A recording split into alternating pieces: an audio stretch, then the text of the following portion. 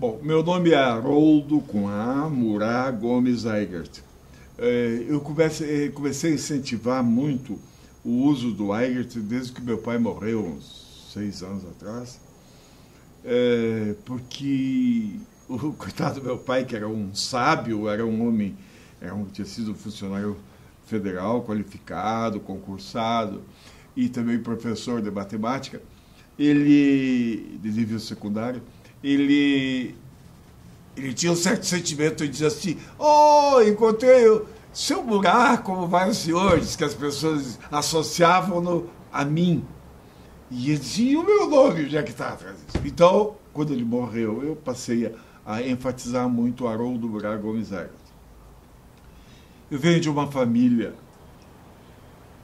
de São Francisco de Assis, do Rio Grande do Sul, é lá na fronteira oeste. Eu nasci em 29 de julho de 1940. Pelo lado do meu pai, era um pessoal de origem alemã. Poucos alemães, poucas famílias alemãs foram para aquela região ali. Eles ficaram mais até o meio do Rio Grande do Sul e até Santa Maria tinha uma certa comunidade. E mais, evidentemente, ao norte, ali no Vale do Rio dos Sinos também, sobretudo no Vale do Rio dos Sinos, Novo Hamburgo. E eles eram, os Eigerts eram pequenos agricultores. Família grande. Já o meu pai já era um pouco misturado com português, Pereira, São Gabriel. E de tal forma que eu nasci no período da guerra e fui muito apegado ao meu avô, que morreu em seguida, mas não aprendi alemão, porque era absolutamente proibido. Nem meu pai incentivava muito, nem gostava, e eu acho que ele nem sabia, mal sabia. Do lado da minha mãe eram famílias muito antigas e muito tradicionais da região. Eram fazendeiros, ainda são fazendeiros, digamos assim, fortes, quer dizer, com bastantes propriedades, naquela região ali de Caciqui e São Francisco de Assis. De extensas áreas de terra, era o velho Martinho Cáceres, que era uma pessoa de origem alemã, espanhola. E a minha avó, Alice Cáceres, é a grande figura dominante na nossa vida, que tinha já uma mistura também de portugueses. E era uma pessoa impressionantemente forte. Essa família da minha mãe, por ter uma situação econômica, digamos, boa, e tinha um dado que me alegra e que me deixa contente. Isso... Dinheiro é absolutamente transitório, e também dinheiro não tinha aquele significado naquela época, mesmo que as pessoas podiam fazer pouco com o dinheiro. Ninguém ia para Hollywood, ninguém ia para tirar férias na Europa, nem nada. Era o fato de que os meus tios-avós já eram educados em universidade. De tal forma, por exemplo, que o tio Olmiro Cáceres e o tio Cá era formado na Escola de Engenharia de Minas, de Ouro Preto. O outro tio era formado em Direito em Porto Alegre. As mulheres não estudavam o básico. A minha mãe também fez ginásio, era o que bastava. Mas esse fato de serem muito bem, meus tios-avós, quer dizer, pessoas do século XVIII, XIX, isso é que me deixa alegre. E que é uma característica do Rio Grande do Sul, a valorização, até agora, muito forte, da educação. É uma marca do gaúcho. Muitos filhos, já com a minha avó, ela viveu muito bem, conseguiu educar 7 filhos, sem problemas, era uma mulher sozinha, ficou viúva, conseguiu educar bem 7 filhos, porque ela tinha campos. E os campos do Rio Grande do Sul, tradicionalmente naquela região, eram arrendados. A minha avó, eu me criei, fiquei até 1968, quando ela morreu, eu me lembro, ela vivia de rendas, ela alugava aqueles campos dela, era uma área que tinha tocado para ela Expressiva, eram 14 ou 15 quadras de campo, cada quadra são 80 alqueires, era bastante campo. Eles arrendavam aquela região toda, arrendavam para ou criação de gado, não existia soja ainda, ou criação de gado, ou arroz, ou risicultura. Era a famosa, as duas famosas fazendas que eram da minha avó e dos irmãos dela, Fazenda do Torto e Fazenda da Glória, que ficavam nos limites de São Francisco e São Pedro do Sul, ali na região da fronteira oeste. Mas meu pai era um homem pobre que entrou na família, e um homem com muita dignidade. Ele tinha alguma instrução, a instrução que as pessoas sem nível universitário na época tinham, mas com grande profundidade de conhecimento, porque era um ensino bom. Ele acabou fazendo um concurso para o governo federal numa escola magistral, que era a Escola do Serviço Público do DASP. É o Departamento de Administração do Serviço Público, que ficou na história do Serviço Público brasileiro como um padrão de formação de funcionários. E ele foi aprovado muito bem para o IBGE e acabou sendo designado para o Paraná, onde implantou algumas agências do IBGE. Em 1948, nós fomos para Irati e ficamos até 52. Em 52 foi para Londrina. Ele foi ser o segundo agente do IBGE em Londrina. Era implantar toda uma mentalidade de estatística e tal. Ele aposentou-se como estatístico.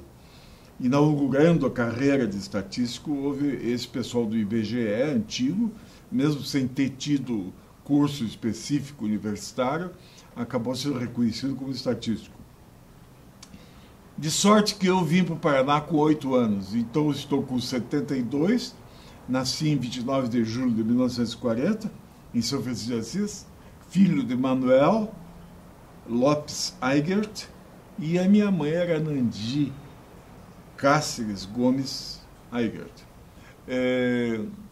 Viemos para cá, meu pai serviu em Londrina, serviu em Irati, Londrina, Lapa, e depois fixou-se aqui,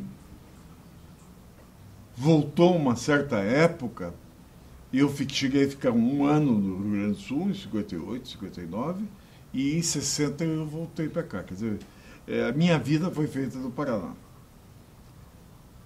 Não sei o que vocês querem saber, a minha formação foi formação na área de jornalismo. Eu estudei outras cadeiras, eu estudei várias áreas de conhecimento, até de maneira formal, mas a área em que eu me formei mesmo é no antigo curso de jornalismo da antiga Universidade Católica do Paraná, 1969, 70, portanto, 30 e quantos anos, professor? 43 anos. Eu já me formei com 29 anos, eu não sei se essas contas estão certas, mas eu me formei velho, porque eu parei, quer dizer, velho pelos padrões atuais. Mas estudei com sábios mestres, né? Um deles eu venero até agora, que é o professor Leopoldo Scherler. Tive mestres de grande qualificação, como Analice Araújo, enfim, professores que nos ensinaram para a vida. Já em 1960, antes de iniciar o curso de jornalismo, eu me iniciei no jornalismo. Quer dizer, quantos anos, pessoas? 1960, 54. 53. Hein? 53 anos. 53 anos. E como me iniciei? Eu me iniciei com o Dino Almeida. O Dino era meu amigo e ele tinha formado uma turma de muito valor. O Nelsinho Faria, que era o diagramador, um cara excepcional. Excepcional. De uma visão de jornalismo misturado com arte. Ele era um artista gráfico. O Adel Ahmadbar, que depois virou médico, ali estavam o Mazas também, o René Dotti colaborava nessa revista. Me lembro que o Salomão Scliar, o grande fotógrafo, o Vacilo deve ter conhecido, cujas origens familiares são no Paraná, mas ele era um cidadão do mundo e gaúcho. Teve problemas, professor? Não, a revista, o nome? Não, a revista se chamava Clube. A revista Clube do Dino era uma revista dedicada a temas de sociedade. Mas havia os encheridos que tinham visão cultural das coisas. Ali estavam o Maza, o Nelson Faria, esse menino paraguaio, Aurélio Benítez, o René Dotti, o Alci Xavier. Havia um monte de gente que acabou fazendo a revista Clube. O Charles Barrot, que era um franco-brasileiro, acabou fazendo a revista um bom referencial de jornalismo. E, nesse meio tempo, 60, 61, o Dino estava no Diário do Paraná, que era o grande jornal, o Vacilo se lembra. O jornal tinha sido criado, eu acho que em 54, 55, e, portanto, eu não fui dos pioneiros do Diário do Paraná, mas fui dos grupos iniciais. Então, em 1960, 61, eu comecei eu fui levado pelo Dino lá. Eu ajudava o Dino fazia aquela coluna dele, tinha alguma coisa do meio, mas eu fui me introduzindo na redação e fui chamado pelo Emílio Zola, pelo Ayrton Batista, o Roberto Novaes, para trabalhar. Comecei trabalhando no Noticiário Nacional, que era uma coisa absolutamente primitiva na época. O Noticiário Nacional, e era importante porque não tínhamos essas ligações, hoje satélite, nada. As notícias eram absolutamente pasteurizadas, era rádio escuta, era um horror. Nós tínhamos no Diário do Paraná, para facilitar a vida, uma exceção, que era um imenso de um telex, eu acho que o Vacilo se lembra, e esse telex vinha direto, por fio, cabo submarino, passava pelo oceano, cabo submarino, depois ele pegava bases físicas de São Paulo, chegava em língua espanhola.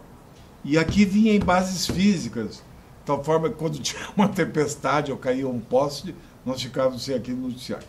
Esse noticiário era traduzido por alguns abnegados, que não eram jornalistas, mas que acabaram se formando de alguma forma em jornalismo. Um deles era o seu Vambier, tio do Vambier, jornalista, o seu Vambier, o Sargento Levinsky, o Capitão Ivo, depois ficou o coronel da Polícia Militar. Eles tinham um sistema de rádio, e assim se fazia o noticiário da época. Se recebia por duas formas, por telefonia, radiotelefonia, telégrafo, o Noticiário Nacional e alguma coisa internacional. Vinha pela Agência Meridional, que era uma agência do Rio. Essa agência meridional também precisava do Noticiário Internacional, como nós. Então, no Internacional, a gente não tinha problema. O Internacional, esse grupo, pegava através do Telex. O Telex era imenso. Aliás, chamava teletipo. Era imenso, alto, tamanho desse pé direito aqui. E chegava um noticiário, chegavam fitas em espanhol e o seu Vambier traduzia. Aí o editor selecionava, o seu Vambier tinha certos vícios de linguagem, não era fácil, o pobre do velhinho tinha sido improvisado, ele fazia um trabalho muito bom em tradutor. E aí às vezes eu trabalhava como editor internacional, mas a minha base era nacional.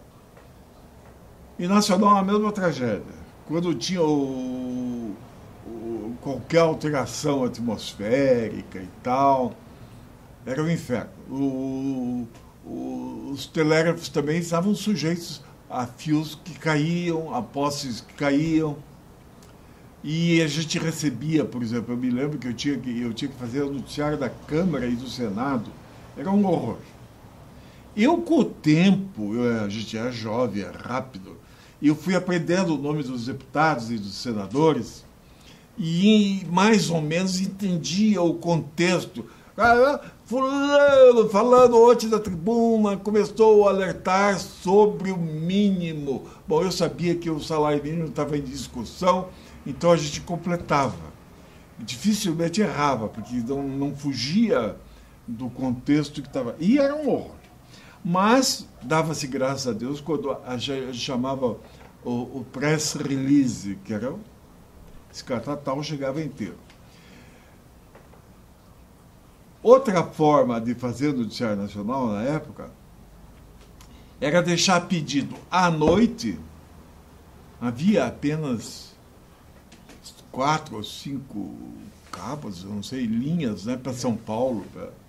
E a gente tinha que deixar pedido à noite, tinha que deixar passar meia-noite. Passava meia-noite, a gente pedia para telefonista. Aqui do Diário do Paraná, 43611 era o telefone, que era uma ligação para Meridional São Paulo e Meridional Rio, que era a agência. Para ter a possibilidade de lá pelas 7, 8 da noite receber a ligação, conseguir que a ligação fosse feita. E ali a gente ampliava ou questionava coisas que não estavam chegando, ou que outras que não viriam pelo material da Meridional. E assim foi a minha experiência inicial. Eu fui fazendo carreira em jornalismo em 64, 65, 64. Eu entrei na faculdade, hoje PUC, e acabei sendo aluno de colegas meus lá que eram generosos para comigo. O Mussa, o Hélio Freitas Puglielli, que é um grande amigo, e fiz grandes amizades com o professor Scherder, que foi uma figura inolvidável da minha vida, que acabou sendo nosso paraninfo, e havia sido meu professor de português e latim no antigo colégio, no Colégio Estadual do Paraná, em 1953.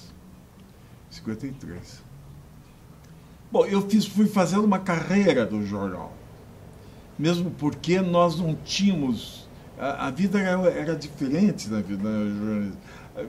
A gente ganhava, não bem, mas vivia-se com dignidade. E você sabe, Vasquez, vivia-se com dignidade. Não havia desemprego de jornalista, havia espaço para se trabalhar em jornal, em rádio, em televisão. Não havia essa história do mercado saturado. A qualidade da pessoa que acabava definindo a abertura para trabalhar. E assim fui. Nessa mesma época, havia naquela época uma facilidade de se ter um segundo emprego. E eu, concomitantemente com o jornal, que eu fazia à noite, de início, porque não esquecer que os jornais fechavam muito tarde, 1, 2, 3 horas da manhã. Era uma loucura. Por isso, porque estava dependendo de material, dependendo de notícia, era uma coisa diferente, o ritmo era outro, o equipamento, o material de apoio era completamente outro.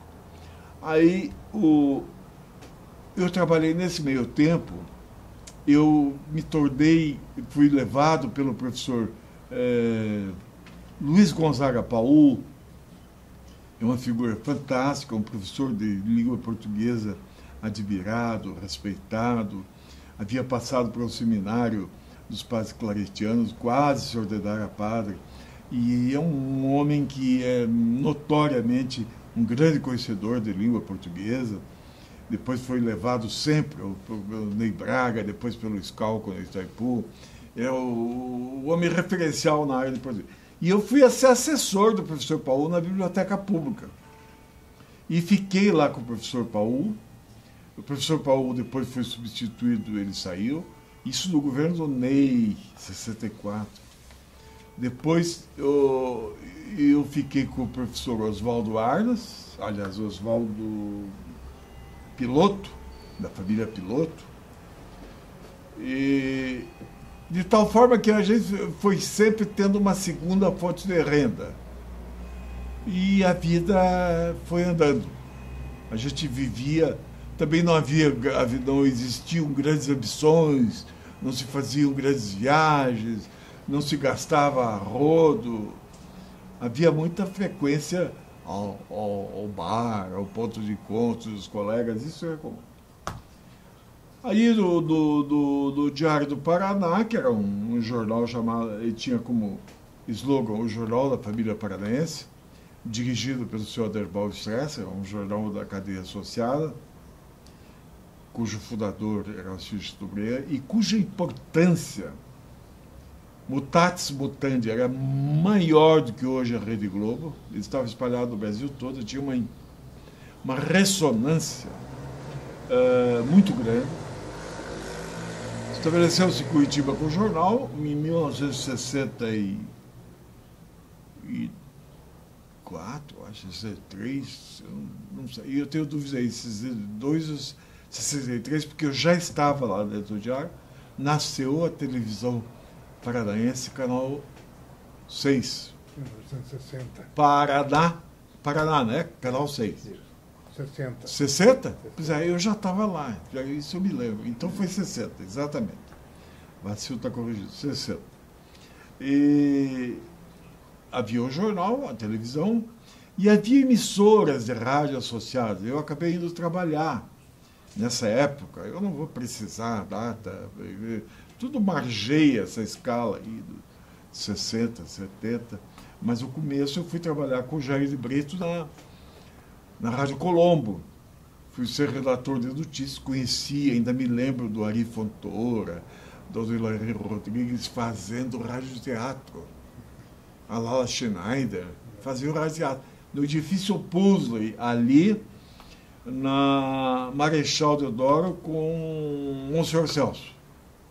Ali funcionava a Rádio Colombo. E tinha o Ayrton Cordeiro, conheci o Ayrton lá, o Gilberto Fontoura, e eu cuidava mas a grande figura que dominava e que era o mestre dos mestres da área do rádio era o Jair Brito, que morreu no ano passado, retrasado. Uma figura fantástica, entendia de rádio e foi para São Paulo, sempre fez isso e isso, fez muito bem. Ele estava casado com a Ivanira na época. Bom, nesse meio tempo, eu entrei na Rádio Ouro Verde, dirigido pelo doutor de Gilbértega. Mas era uma figura fantástica e me ensinou muito. E a Rádio Ouro Verde dessa época funcionava na mesma rua José Loureiro, no lado oposto, umas 3 quadras adiante, passada a Praça Carlos Gomes, funcionava ali a Rádio Ouro Verde. A gente tinha que datilografar o noticiário, tirar uma cópia, e a gente ia ou pedia pro boy, dava um dinheiro pro rapaz no fim do mês, ele levava lá. E assim que se fazia o noticiário na época. Os locutores ali eram aquele Miller, não sei, não me lembro quem, mas eram pessoas muito boas na Rádio Ouro Verde. Aí as coisas vão passando na minha vida. Eu acabo, muitas vezes fiz trabalho de repórter, fiz trabalho de edição, comecei às vezes substituir o secretário de redação, porque a secretaria de redação era exercida pelo Emílio Zola, que em seguida foi poucos anos depois, foi para o Jornal do Brasil, onde, junto com Alberto Dines, lançou um caderno fantástico, que era o caderno de jornalismo do JB. Começou-se a ensinar o jornalista a escrever para jornal, para rádio, para televisão. E o Emílio foi para lá e fez carreira e se transformou num grande profissional com dimensão nacional nessa área mais pedagógica, mais didática. Mas a Secretaria do Jornal, primeiro com o Emílio, que eu peguei, o Emílio Zola Floresano. Depois, aliás, o Brigadeiro Floresano fez 100 anos no ano passado. Ele está com 101 anos, é o pai do Emílio. E depois do Emílio teve o Ayrton Batista, que foi uma figura emblemática também, importante da história dos meios de comunicação do Paraná. O Ayrton era... O Ayrton depois teve problemas de saúde, foi para o Rio se tratar e tal. E o Roberto Novaes e o Danilo Cortes é que acabaram sendo os alter egos do Sr. Aderbal Stresser. O Sr. Aderbal era um homem imperial, difícil de tratar, uma personalidade fortíssima,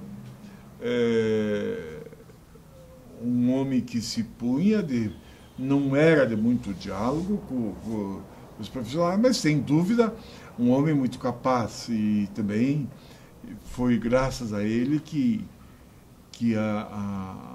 as organizações se impuseram. O Canal 6 ali ao lado do Diário, no edifício, aquele edifício lá, um edifício bem ali ao lado do Diário, o Diário é José Loureiro 111, onde hoje tem um estacionamento. Na frente, onde funcionou a loja Muricy, o que é ali hoje? Eu acho que é uma pernambucana, alguma coisa. Ali tudo era a antiga sociedade Duque de Caxias. Está lembrado? Não lembro. Que idade você tem, Facil? 66.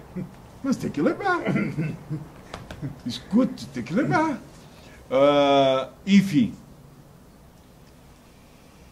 ali naquele universo eu me criei como gente e como profissional.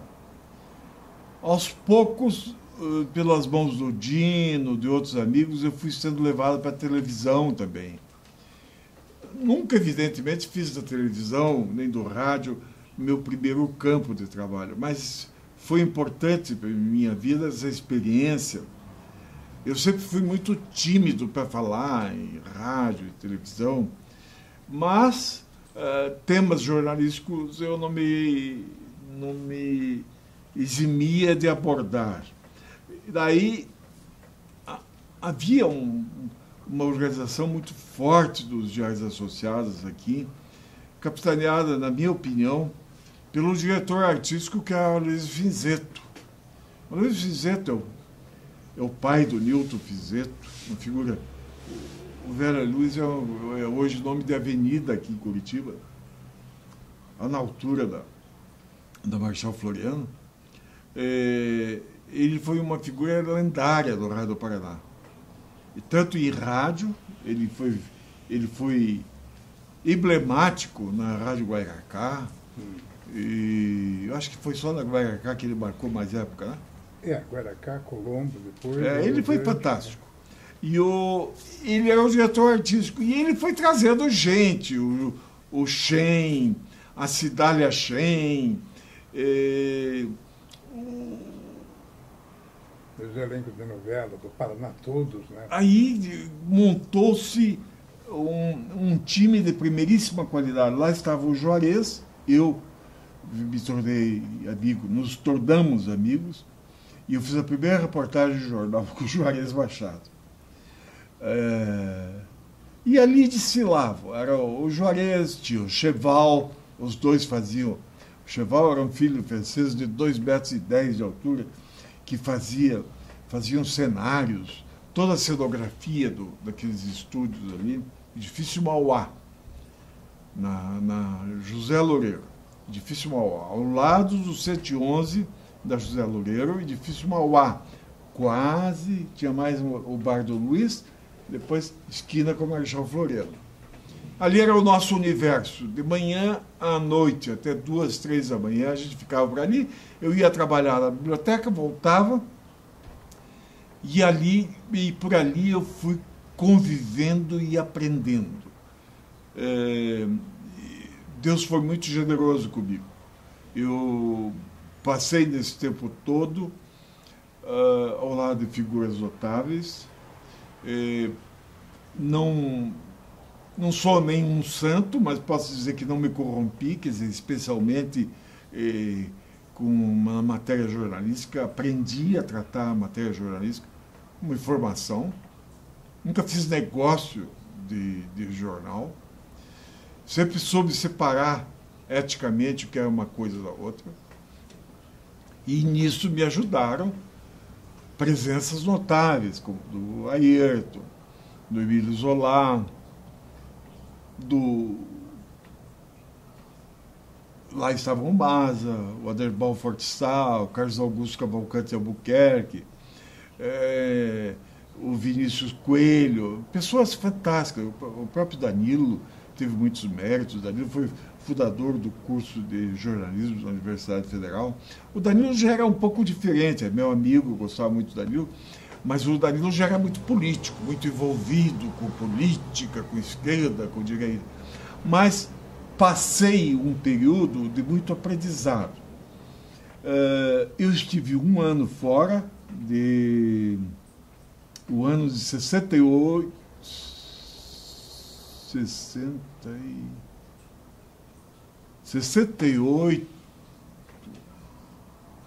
67 eu estive fora. 68 eu estava de volta. Eu fui ao Rio, eu trabalhei no Diário de Notícias do Rio de Janeiro. Mas antes eu quero voltar, porque eu falei do canal TV Paraná, Canal 6. Eu trabalhei ali com o Dino Almeida. O Dino tinha um programa muito bem patrocinado pela Dreyer. A Dreyer dominava o mundo dos pinguços ou dos não pinguços que apreciavam o bom. Bom conhaque. Quando eu me lembro, quando eu tomava aqui, como jovem, eu também fiz as minhas loucuras, né? Graças a Deus o meu físico nunca permitiu, porque se o físico permitisse, eu acho que eu tinha me transformado até em alcoólatra.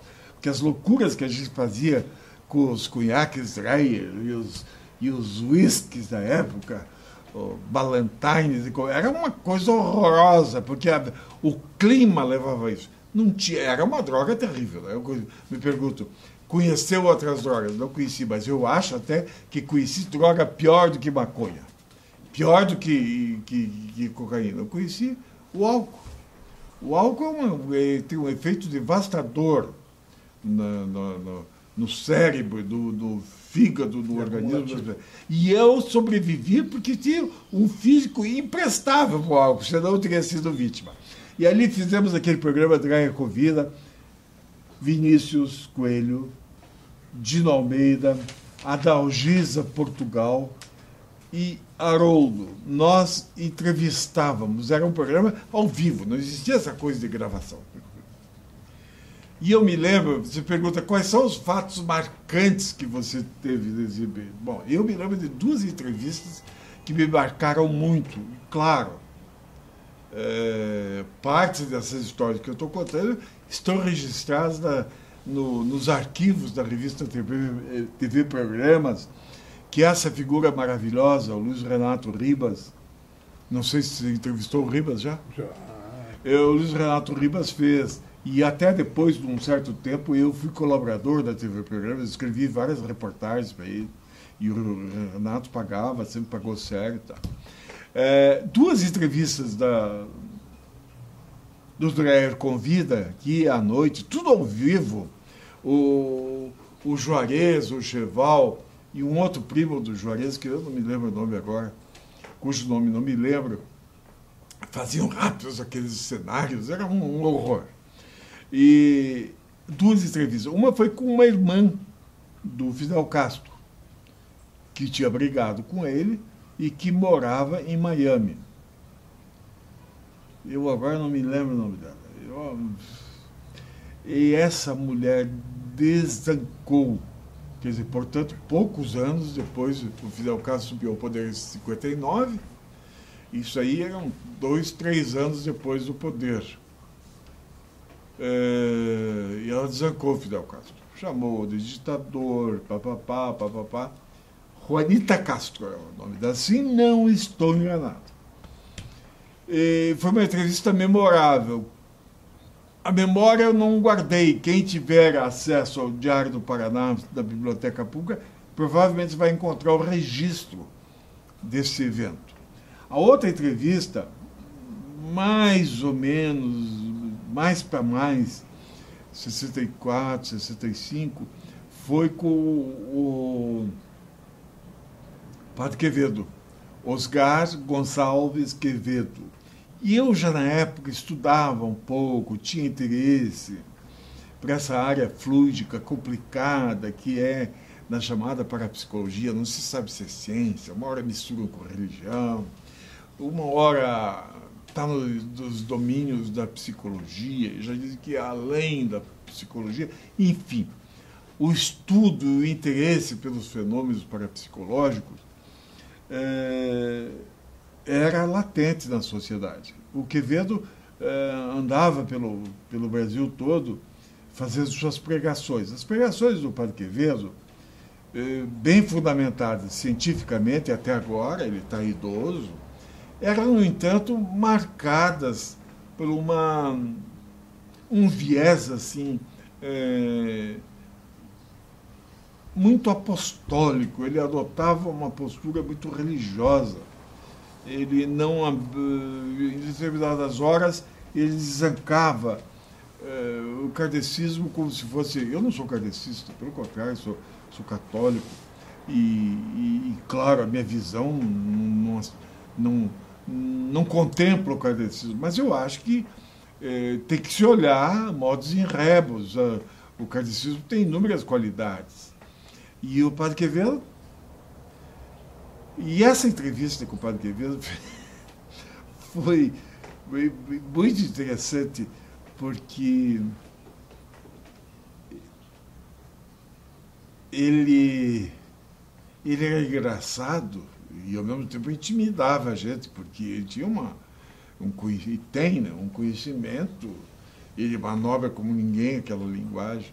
Mas foi uma entrevista engraçada, que ele disse, eu sei lá, ouvir uma pessoa, depoimento de uma pessoa, e esse depoimento, já na época, assim, havia uma gravação em vídeo, se gravava já antecipado nas épocas? Em que ano foi isso? 60 e poucos. 63, acho que já veio o tape. Gravaram e apresentaram uma pessoa lá, falando com a voz como se fosse um possuído por algum espírito. Daí o Quevedo disse, como ainda acreditar nessa voz de patrona? O Quevedo... Então, essas entrevistas... Nasceu Seta? Não. Tá aí, ó, ele botou cadeira para você. Não, obrigado.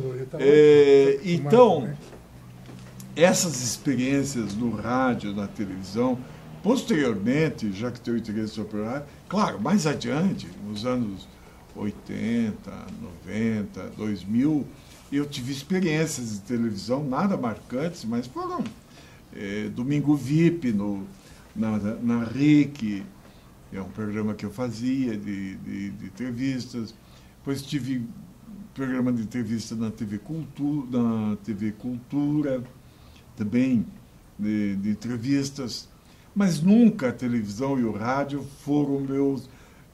que culminou a minha experiência, espero, em rádio, no ano 2010, 2011, eu atuando na Rádio Badabé, do Luiz Carlos Martins, primeiro com uma inserção diária de opinião, e depois participando de Badabé Debates, junto com o Fábio Campana, que é um programa de debates, né, de temas da atualidade, e que era reproduzido aos sábados. E o programa foi bem. Eu não sei se o programa, com o Fábio Campana e com a minha visão, às vezes um pouco do Fábio é uma visão muito ampla, muito forte, muito bem fundamentada. Você pode gostar ou não gostar do Fábio Campana, aceitar ou não aceitar as posições políticas dele, tal, mas ele é realmente um profissional particularmente muito bem formado. Então eu não sei, em última instância, se o nosso tipo de programa, nosso tipo de fala, acabava ou não conflitando com o próprio público-alvo da Rádio Banda B, que é uma rádio muito boa, mas é uma rádio popular. O que não quer dizer que seja mal, pelo contrário, é muito bom, porque isso dá uma densidade enorme à Rádio Banda B. Chega a certos momentos, certos minutos, a Rádio Banda B pode ter 80 a 120 mil ouvintes por minuto, dependendo do momento, o que é muito aqui em Curitiba e região metropolitana. Trabalho e esforço do meu amigo Luiz Carlos Martins.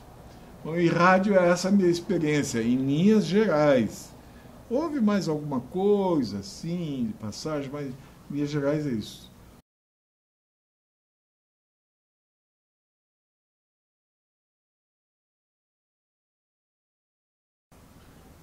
A filha do coração mora na Austrália, que é minha neta.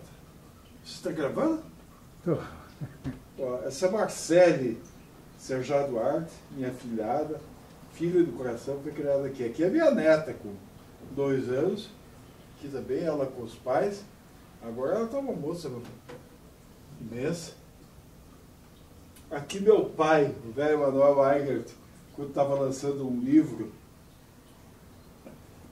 sobre gauchismo, com Jaime Lerner e a Fanny.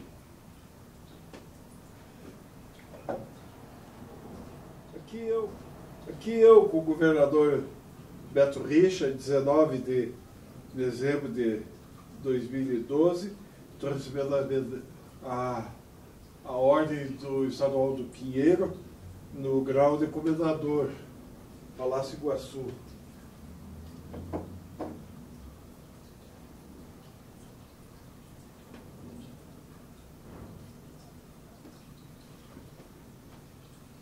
Deixa eu te mostrar aqui a minha mãe.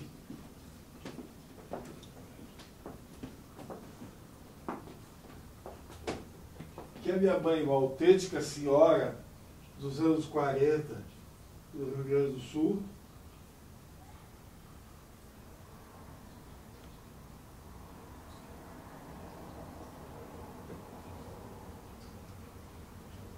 E ali na entrada você vê mais parte desse meu inventário afetivo. Né? Aqui, ó. Aqui agora, em dezembro, parte da minha família afetiva, não é necessariamente família de sangue, mas aqui aqui de sangue, minha neta, aqui a Cláudia, que é mãe da Michele, que é minha afilhada, eu, a Marcele, aquela minha filha do coração que mora na Austrália, e a Isabelle, irmã delas. Aqui, o mesmo grupo que o Minoro, um amigo, a Cláudia, que o marido da Michelle, eles estão em Nova York, ela trabalha, ela leciona na New York Academy of Film.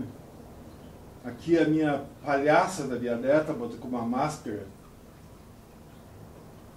E eu, a Marcele, minha querida, o João, que é irmão da Marcele, a Isabelle, que é irmã dele, e o Fernandinho, que é outro filho, junto com essa aqui, são filhos do coração, foram mais ou menos criados por mim. O Fernandinho está se mudando agora para Londrina, casado com essa moça, uma arquiteta, a Karen. Isso aqui também vem no dia que a gente comemorou a entrega do... Aqui o Eros Schwinde, que é o jornalista, meu afilhado de batismo, que é minha netinha, o dia do batizado dela, tinha uns 5 meses. eu, minha nora, o Fábio César, que é meu filho, aqui a Marcelo, que você já mostrou, que o Fernandinho, que é outro, irmão da Marcelo, tem outro filho do coração, quando era criança. Hoje tem 30 anos. Eu e a Marcelo, no dia que eu recebi a comenda. E aqui a Michele, a outra filha do coração, irmã deles todos. E assim vai. Aqui um pouco da Pinacoteca, né? Tem algumas figuras importantes aqui da Pinacoteca. Uma das bem notáveis é essa gravura da Tomi Otaki. Uma figura fantástica. Aqui tem uma referência do Juarez, para mim, um desenho que ele fez, Haroldo, sua luz é vitamina. Se dá licença que eu vou ver o café.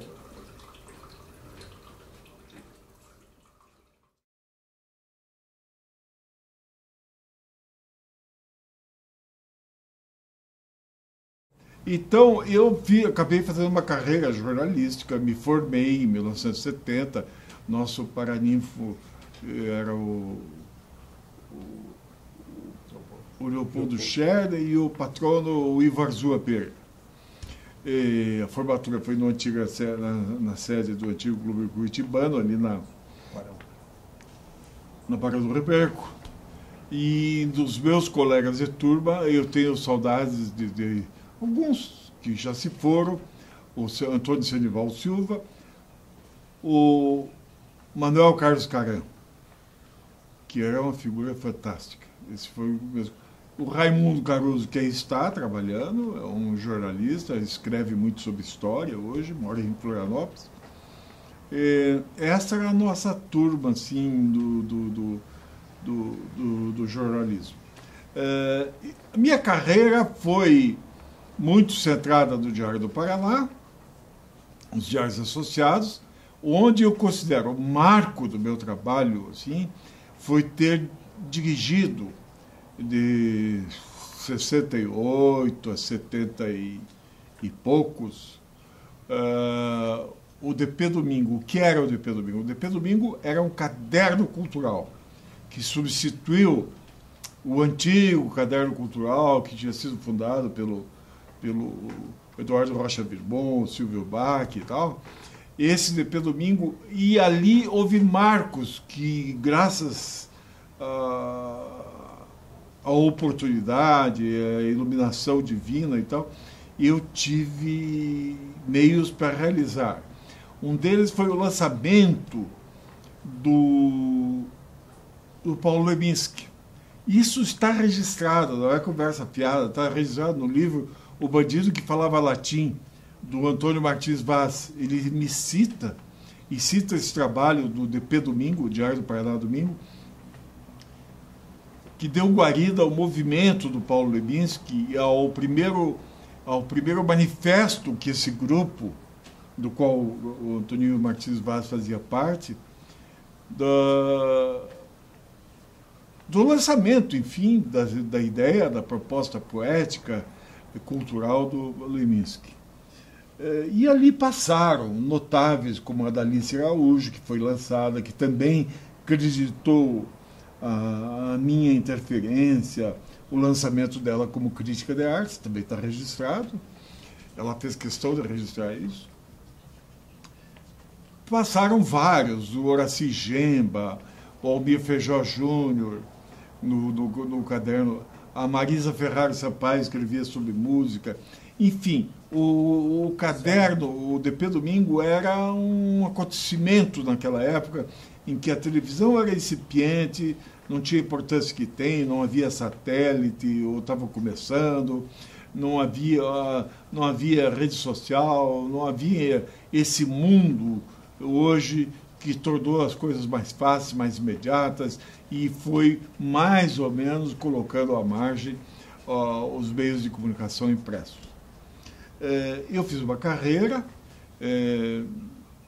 depois do Diário do Paraná, em 72, eu acabei indo aos Estados Unidos, cobri as eleições do Nixon lá, era um grupo de jornalistas brasileiros que foi convidado pelo Departamento de Estado, a gente já fez um material bom. Eu fui várias vezes à Alemanha, 3 vezes, a convite do governo alemão, para conhecer o país, mas o que mais me sensibilizou sempre foi a viver o dia a dia do jornal, e nisso ajudando a revelar profissionais, cujo critério primeiro sempre foi escolher gente com bom padrão ser humano e bom padrão de qualidade profissional. Foi quando fui para a Voz do Paraná, em 72, era um jornal vinculado à igreja, mas era editado já nessa época por um grupo de leigos católicos, Dr. Paulo Keller, Dr. José Maria Munhoz da Rocha, João Átila Rocha, o Marcos Baggio, que morreu há pouco, Marcos Baggio Filho. Esse grupo me entregou, eu praticamente fiquei de dono do jornal, da confiança deles, a gráfica. E ali nós fizemos um jornal que marcou época, sobretudo nos anos difíceis da ditadura militar. Por quê?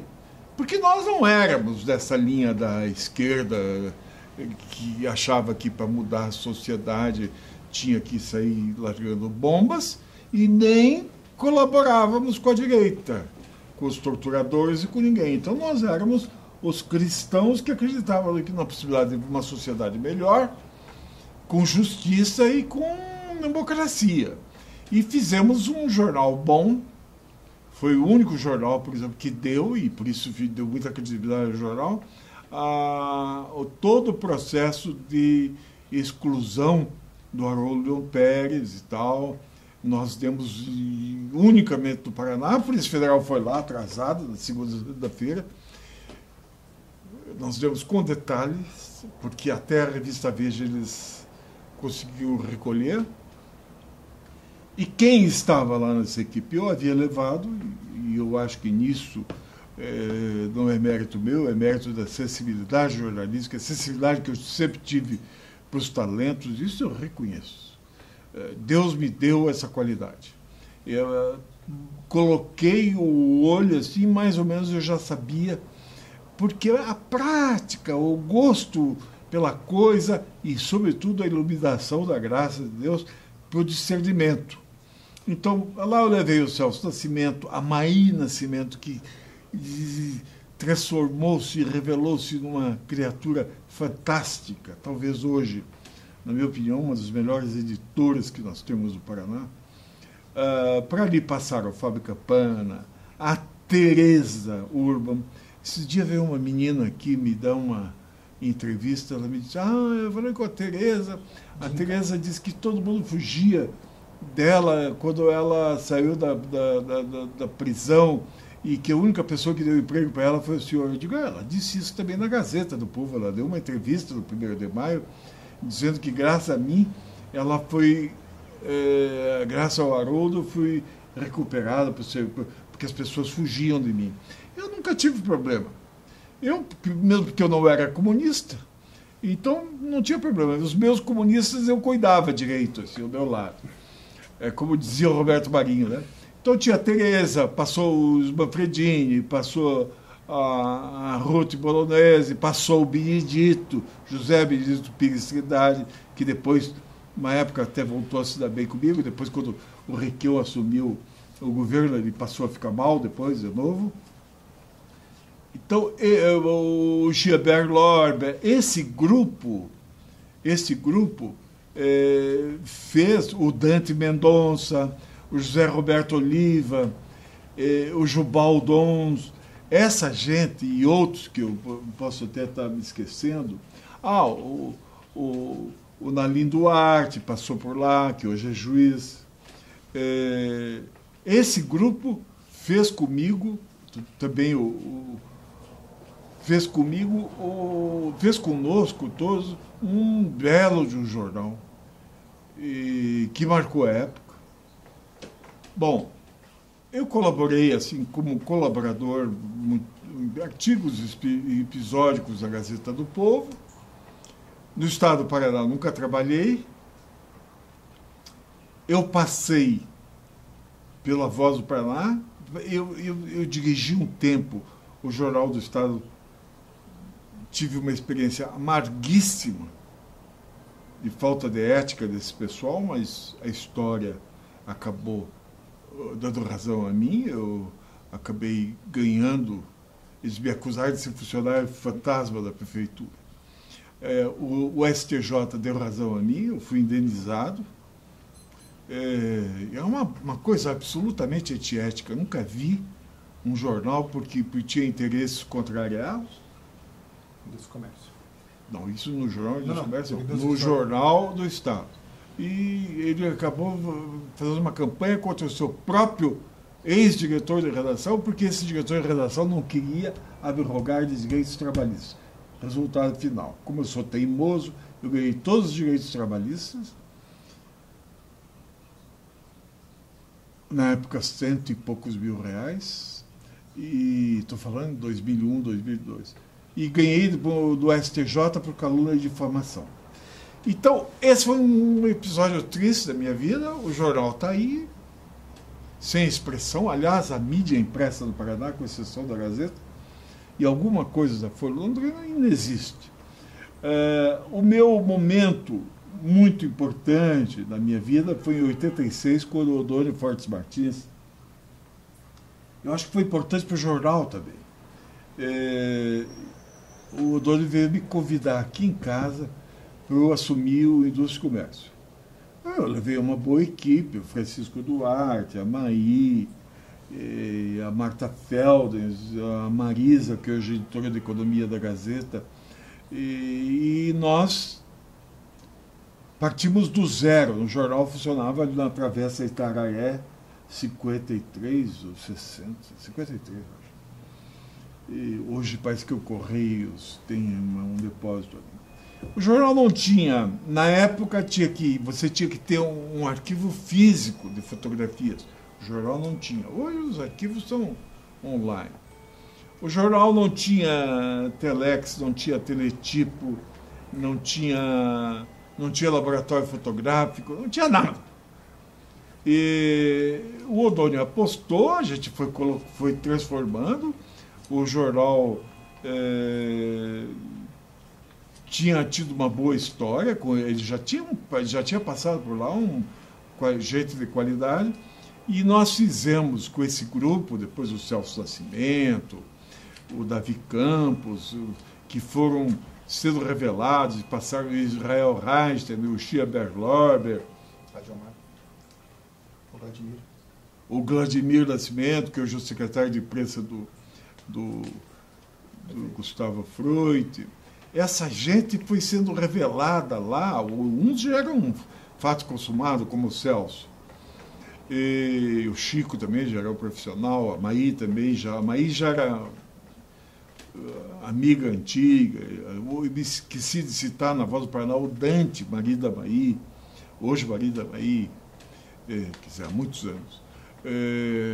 Então, eu acho que no Indústria e Comércio, conseguimos nós provar que era possível transformar um jornal pequeno, de aparência apenas voltada às atividades empresariais e financeiras, econômico-financeiras, transformar num jornal de interesse geral. O jornal foi muito bem nesse período, de 86 a 97, depois, por razões que não dependeram desse grupo de profissionais, e eu diria, e eu não quero me alongar nisso, por excesso de ousadia do Odônio Fortes Martins, que é meu amigo.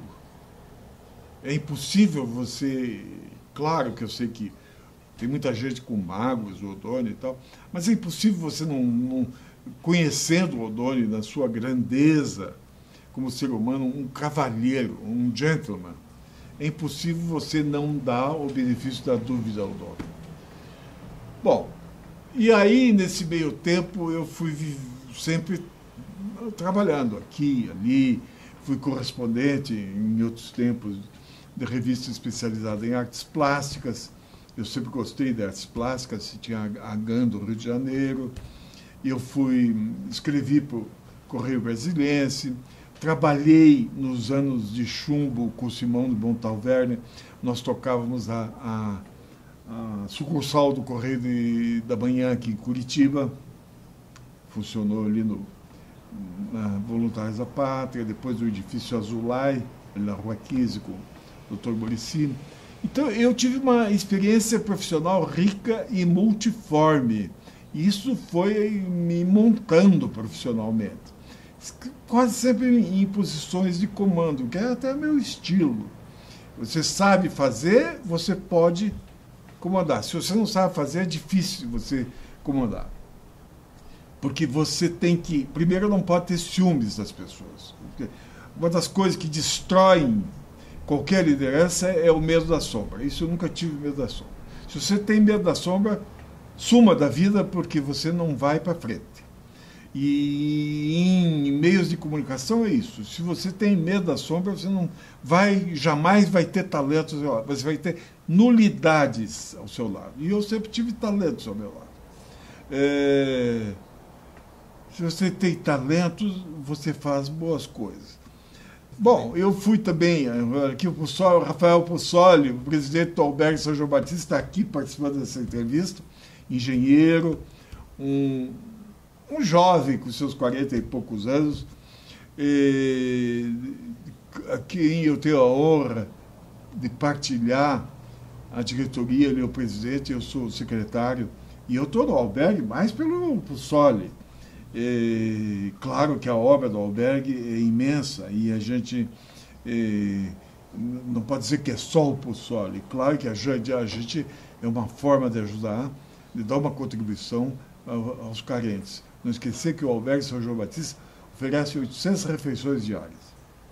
Abriga cancerosos que vêm para cá sem possibilidade de hospedagem, de tratamento, e moradores de rua. Também faz uma obra fantástica, mantido por uma mantenedora que o Pussoli preside. O Pussoli está me lembrando da Empresa Brasileira de Notícias. Eu passei também de 80, foi que no governo Figueiredo queriam alguém confiável que não fosse eu ia dizer porra louca, mas porra louca. Não precisava ser eu nunca tive vinculação com o movimento militar, mas também achei sempre como cristão que você tinha que, como 90% das pessoas do Brasil trabalharam para os governos militares, o que você ia fazer?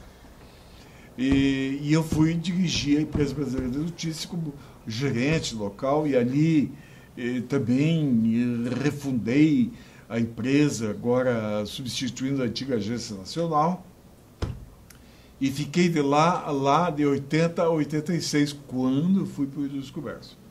Era um trabalho ali da Agência Brasileira de Notícias, era um trabalho muito burocrático e oficial, nunca me entusiasmou muito, mas era um emprego seguro e a gente podia ser útil, enfim, à comunidade, transferindo informações corretas para a Voz do Brasil e as muitas emissoras que repercutiam o noticiário da agência, da Empresa Brasileira de Notícias. Agora você me pergunta, o que o senhor fez assim, em termos de obras? Bom, eu acho que o jornalista da mídia impressa, ele se expõe diariamente nos seus erros, e são muitos, e nos seus acertos, escrevendo. E essa exposição vai se refletir no jornal, na revista. Passei pela revista do Carlos Jung, também me esqueci, nos anos 80. Okay. E mais importante ainda, que eu acho que foi minha contribuição, que eu me esqueço, ter que trazer por escrito. Eu escrevi uma série eu fui responsável por uma série de publicações chamada Memória da Curitiba Urbana. Nós fizemos um levantamento, eu levei o Celso Nascimento, a Maí, a Maí, Está aparecendo a moça, pensei que não vinha. E nós fizemos, a Marisa Boroni, que hoje é diretora de Economia da Gazeta, nós fizemos uma série de livros levantando a memória da Curitiba urbana. E eu, que havia sido escolhido pelo Jaime Lerner em 72 para ser membro do Conselho Fundação Cultural. Conselho da Fundação Cultural, isso aqui sabe da minha história, que é engraçado, da Fundação Cultural, eu acabei, como funcionário, eu fui designado funcionário em cargo de comissão, depois eu fiz o concurso da prefeitura, me aposentei muito mal, uma miséria, mas, enfim, lá eu acabei levantando a história, junto com esse grupo, levantamos a história da Curitiba urbana. Como começaram os planos diretores, as grandes mudanças urbanas de Curitiba, o Jaime Lerner, o Ivo Arzua. Nessa linha da memória, e eu também, ultimamente, estava fazendo, até agora, já uns 5, 6 anos, para o Grupo Uninter, Memória Paranaense Uninter, ainda estamos fazendo algumas derradeiras entrevistas, mas muito relevante para o Paraná, não é mérito meu, mas mérito das pessoas que trabalharam e da nossa acuidade do grupo, foi uma revista chamada Referência para Planejamento. Essa Referência para Planejamento foi criada para a Secretaria Estadual de Planejamento, quando era secretário de Planejamento o Belmiro Castor, no governo Ney Braga, no governo Jaime Canet. E foi um trabalho fantástico. Lá estavam de novo o Almir Feijó, o Benedito Pires, o Celso Nascimento, a Maí, uma pleiade, uma palavra antiga, mas é isso mesmo, uma pleiade de pessoas talentosas, o Maza, e levantamos o quê? Nós examinamos o Paraná, os seus ciclos econômicos. Até hoje essa revista é citada e tal. Nós pegamos do ouro ao soja, por exemplo. Eram os temas da revista, os ciclos econômicos do Paraná, do ouro ao soja. E isso foi marcante, foi importante na minha vida isso.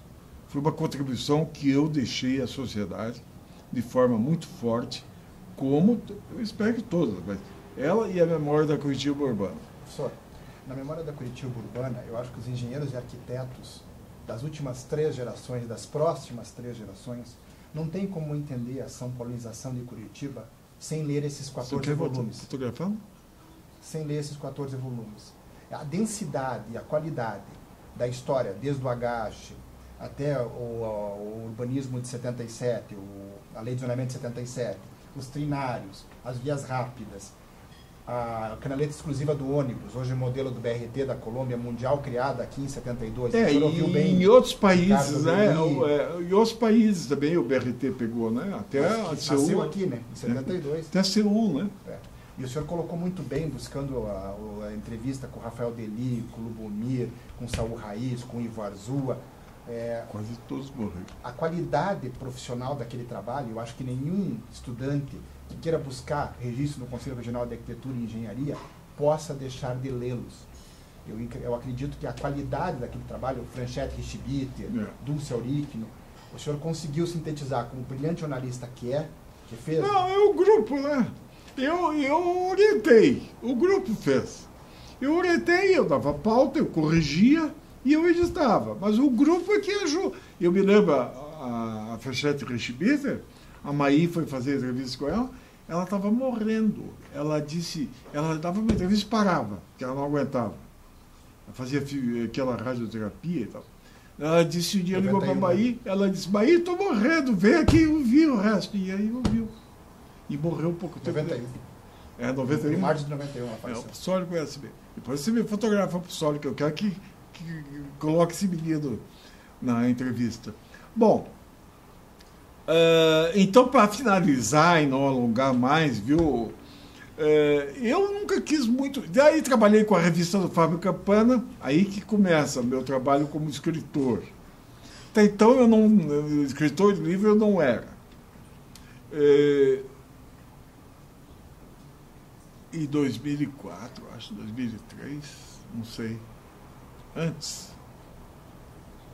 Quando começou a revista Ideias, chamava, eu peguei, e o Fábio me levou para ser do conselho da revista, e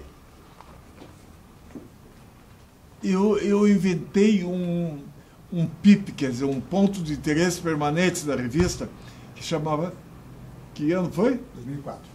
2004, que se chamava,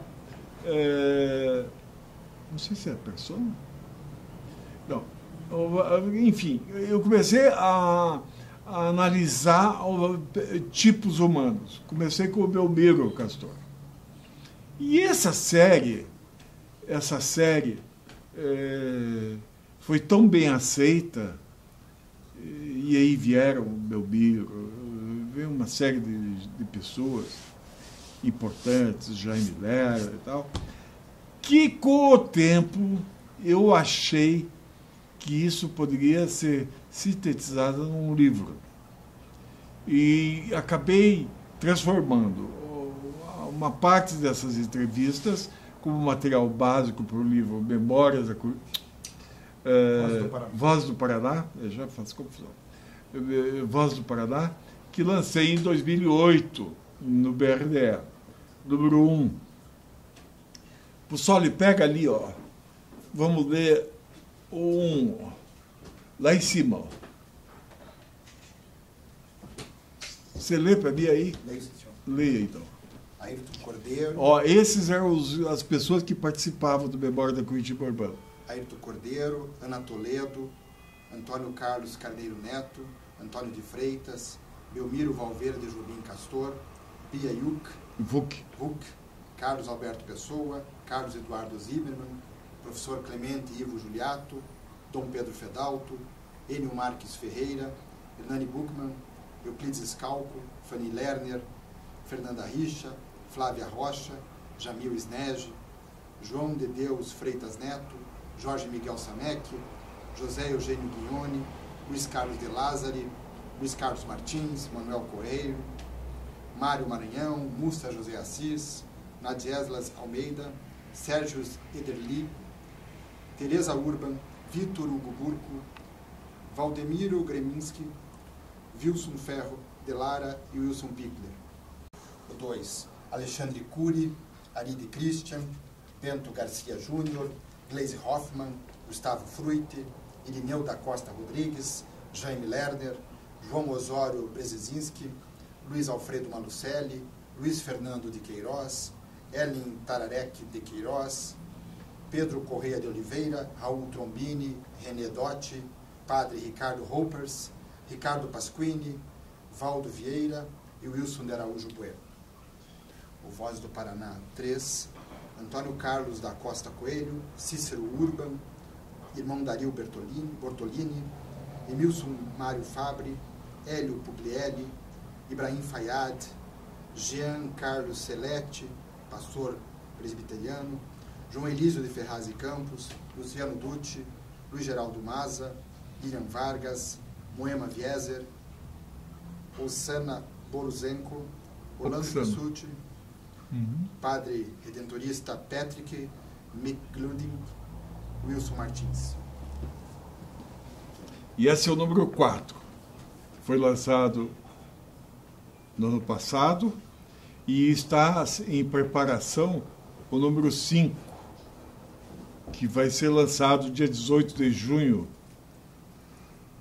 das 19 às 23 horas. O volume 4, Adilson Simão, Almira Decejar, Cida Borghetti, Dante Mendonça, Darcy Piana, Edson Luiz Campagnolo, Fábio Campana, Francisco Simeão, Gilmar Piola, Henrique Paulo Schmidlin, o Vitamina, José Dionísio Rodrigues, José Ville, Madre Belém, Manuel de Andrade, Maurício Schumann, desembargador Ney José de Freitas, Regina Casilo, Rosicler Auage do Prado e Tato Taborda. Não saiu em cores. Esse aqui é a moldura do número 4. Então, essa série, viu, Vacil, qual é a pretensão dessa série, Memória, A Voz do Paraná? É justamente isso, mostrar pessoas que não têm pretensão abrangente, não vamos esgotar, não é um livro histórico, não tenho a pretensão de ser historiador. Eu sou um jornalista que, nessa série de livros, que já entrará nesse ano no 5º, mostra pessoas que estão contribuindo para a história do Paraná contemporâneo. Algumas, infelizmente, já se foram. Quais os critérios que eu adoto? São meus critérios pessoais, de observador, porque eu simpatizo, porque eu acho que são importantes, porque alguém me indicou. O critério é basicamente meu. É impossível abranger, ser uma enciclopédia do Paraná. Claro que não. O número 5 de Vozes do Paraná está já em elaboração, está pronto para ser lançado em 17 de julho, e eu começo a preparar o número 6. Eu tenho as pessoas que me ajudam nesse trabalho inicial de levantamento. Nesse meio tempo, eu fui contratado e contatado pelo Geraldo Boldo para escrever a biografia do João Elísio. Eu escrevi. Mas de tudo isto, o que... Traz aquela Gazeta do Povo lá, por favor, o Sólio.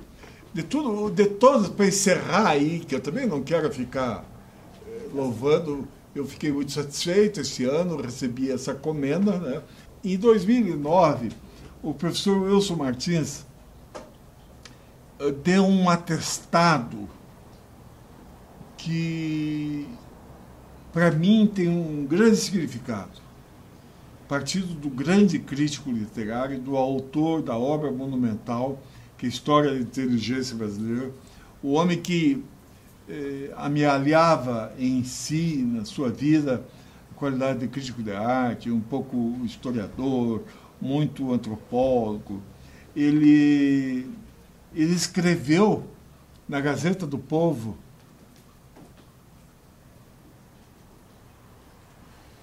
da série Paraná Vivo, ele escreveu um artigo que me deixou absolutamente sensibilizado. Ele diz que estamos vendo um jornalista paradigmático, mestre de jornalismo, o Haroldo, homem de sólida formação moral e também um mestre do retrato, além da pessoa visível, material e histórica dos seus personagens, a figura íntima e, por assim dizer, secreta das personalidades. Será, talvez, significativo que o destinado pela profissão a traçar o perfil de um político como Jaime Lerner tenha privilegiado Fanny Lerner, não só pelas obras de assistência social a que se entrega, mas ainda pelo que biograficamente representa como parte da história cultural da região. E aí,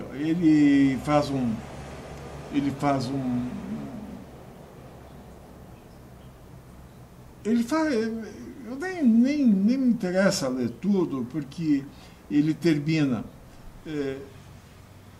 dizendo que,